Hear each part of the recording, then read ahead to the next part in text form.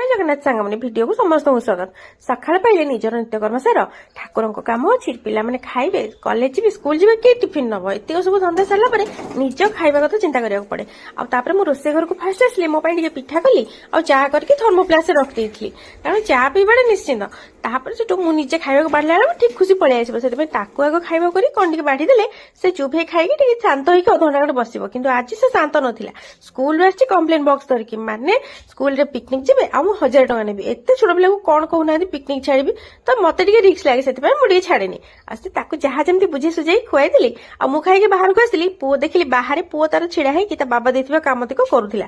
आ सांग माने या भीतर मो रोसई मोर सार देथिली भात अंडा तरकारी आ भेंडी मसला टिके कर देथिली आ रातिर मटन टिके थिला ताकू गरम करके बिलेई मानू खाइबा को देदेली आ तापर सांग माने पेट पूजा हे साला परे आमे पुणी नित्यकर्म सारी पुणी चलबु निज कर्म रे तापर आज मु बाहर गली ठीक 4टा पूर्व 3:30 बाहर गलु आज लेहेंगा गोटे खुशीर नुआ लेहेंगा से पिंधि देछि हेले कोन बता भीतर गोटे छोटिया ओढणटे पुरे देछन से दुकानी